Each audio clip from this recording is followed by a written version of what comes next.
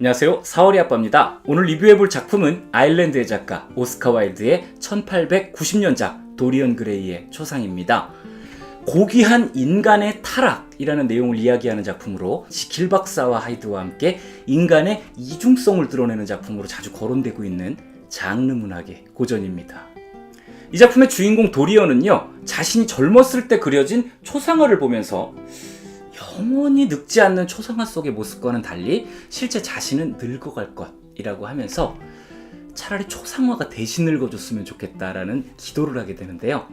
이 정신의학계에서는요, 이렇게 자신이 나이 들어가는 것을 받아들이지 못하고 그저 젊음에 집착하고 있는 이런 정신질환의 질환명을 도리언 그레이 증후군이라고 부르기도 합니다. 작가를 소개하겠습니다. 이름 오스카 핑걸 오플레아티 윌스 와일드. 1854년 아일랜드 더블린에서 태어났습니다. 아일랜드 더블린 하면 생각나는 작품이 있죠? 이곳을 배경으로 하는 율리시스. 리뷰는 카드통에서 확인하실 수 있어요. 계속하죠. 오스카 와일드는 작가로 활동을 하는 동안 희곡, 시, 소설 등을 발표를 했는데요. 오늘의 작품인 도리언 그레이의 초상은 그의 유일한 장편 소설입니다. 이 작가가 살았던 시대는 영국의 빅토리아 시대입니다. 이 시기는 영국이 가장 풍요로웠던 시기라고 알려져 있는데요. 이렇게 문화와 예술이 풍요로웠던 시기에 태어난 오스카 와일드. 그는 영국 여왕의 주치 중 한 명이자 동시에 고고학과 민속학을 연구했던 아버지와 민족운동가이자 여성운동가였던 어머니 사이에서 태어나서 풍요로운 어린 시절을 보냈습니다. 하지만 훗날 부모와 자식 모두가 몰라 그래서 하나같이 불행한 말년을 보냈는데요. 이 말년에 대한 이야기는 작품 줄거리 소개 이후에 조금만 더 이야기 나눠보도록 하겠습니다. 오스카 와일드의 작품은요, 그 시대의 문화가 지닌 풍요로움과 우아함, 그리고 철학적 사유에 이르기까지 다양한 면모를 담고 있다라는 특징을 가지고 있습니다. 이제 줄거리를 알아보겠습니다. 주인공은 도리언 그레이입니다. 이 지나가던 사람도 고개를 이렇게 돌려서 다시 한번 쳐다볼 정도로 고운 외모를 가진 청년인데요. 그는 헨리 워튼과 바질 홀워드라는 사람을 만나게 됩니다. 헨리 워튼은 쾌락주의적 인생관을 추구하는 인물이고요. 바질 홀워드는 화가입니다. 이 두 사람이 예술, 그림, 아름다움 등에 대해서 이렇게 이야기를 나누고 있었는데 이때 도리언 그레이가 등장한 것이죠. 이 너무나도 고운 도리언의 모습에 예술적인 영감을 얻은 바질 홀워드가 그의 아름다움을 화폭에 담기로 했습니다.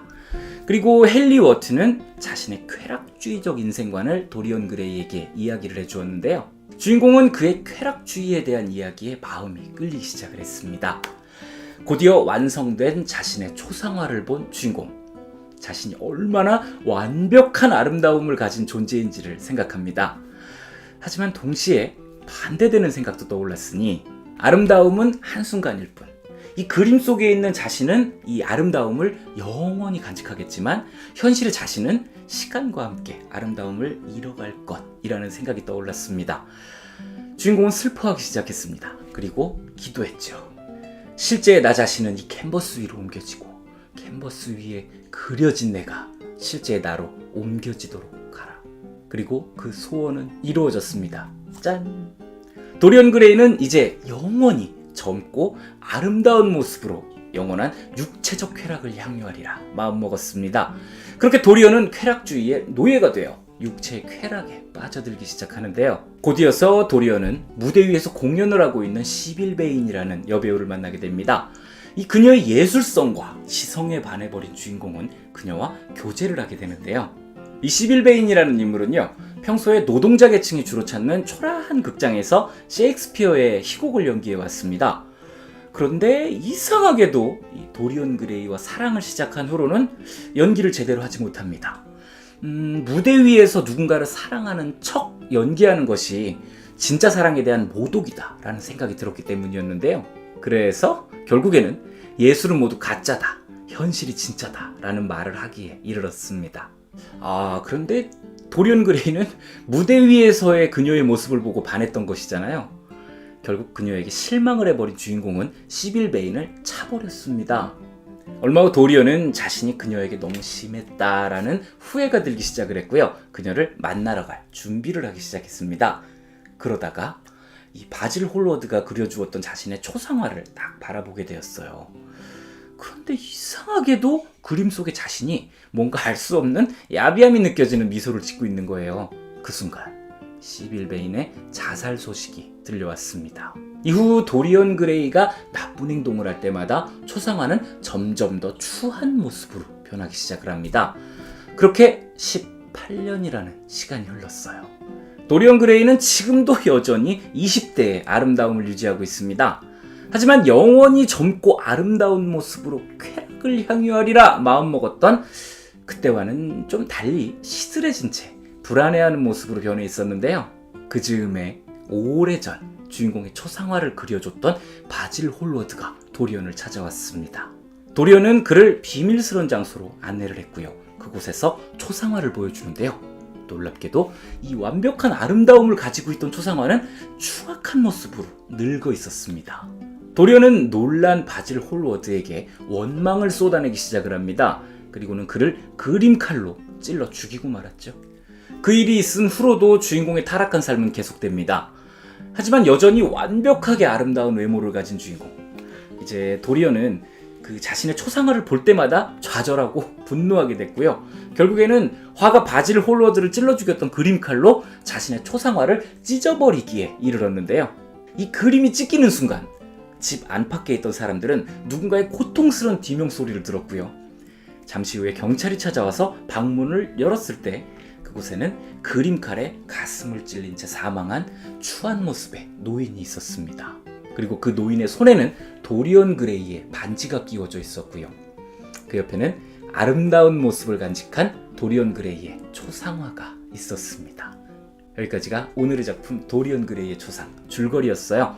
광고 한 편 보고 와서 작품에 대한 이야기를 나눠보시죠. 안 나올 수도 있어요. 이 작품은 작가 오스카 와일드의 유일한 장편소설입니다. 1890년에 리핑코트 월간지라는 잡지에다가 이 소설을 발표를 했거든요. 그런데 동성애적인 묘사를 담고 있다라는 비난을 들었다고 합니다. 어떤 직접적인 묘사나 노골적인 암시가 있었던 건 아니에요. 그런데 이 남성이 느끼는 남성의 아름다움, 이것 자체만으로 불쾌함을 표시하는 사람이 많았다고 합니다. 이 출간 전에 편집자가 미리 좀 손질을 했는데도 이런 상황이 된 거거든요.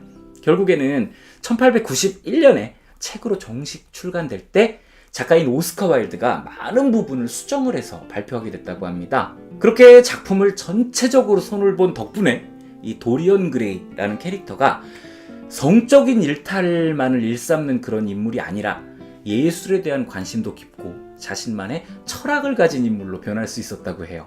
덕분에 이 작품은 도덕과 일탈의 문제뿐만이 아니라 예술의 근본과 가치에 대한 물음들을 던지게 됐죠. 자, 작가 오스카 와일드 하면은 빼놓을 수 없는 사건이 하나 있습니다. 바로 그를 몰락으로 인도했던 퀸즈베리 사건인데요. 이 오늘 소개해드리는 작품인 도리언 그레이의 초상이 그가 만들어낸 소설이라기보다는 자전적인 작품으로 불리게 된 그런 사건입니다. 이 오스카 와일드는 수많은 명언을 남겼을 정도로 언변이 좋은 인물이거든요. 말빨.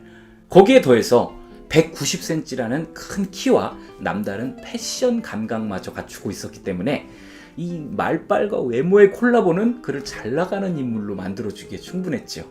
이 오스카 와일드는 자신보다 16살 어린 알프레드 더글러스라는 대학생을 물심양면으로 지원하고 있었습니다. 결혼도 했고 아이도 있는 오스카 와일드가 어린 대학생을 지원하는 것, 이게 이상하게 보일 일은 아니었어요. 하지만 그가 동성애자였기 때문에 상황은 좀 다르게 전개가 됩니다. 동성애자였던 그는 정상적인 결혼 생활을 유지하기가 어려웠습니다. 그렇게 그는 알프레드 더글러스와 사랑을 나누고 있었던 건데요. 이 더글러스의 아버지가 오스카 와일드를 고소함으로 인해서 그의 사생활이 공개되기에 이르렀습니다. 결국 어린아이를 유혹하고 타락하게 만들었다라는 죄로 2년의 감옥 생활을 하게 됐어요. 그리고 그는 감옥에서 나오는 동시에 영국에서 추방당했고요. 이후에는 프랑스로 건너가서 살게 됐거든요. 그가 영국 감옥에 갇혀 있을 때 그의 어머니가 면회를 신청을 했는데요.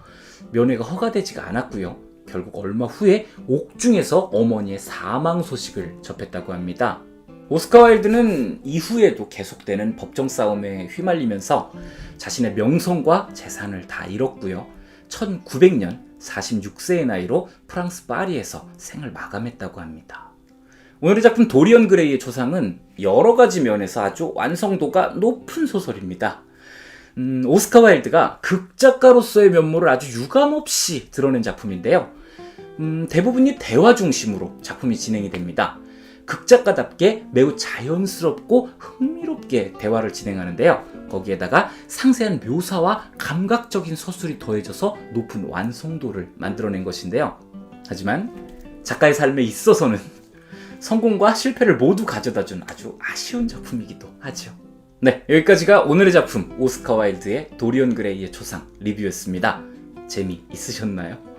4월의 아빠는 또 다른 작품으로 여러분을 만나러 오겠습니다. 즐겁게 감상하셨다면 구독, 좋아요, 알림 설정까지 꼭 부탁드리겠습니다. 감사합니다.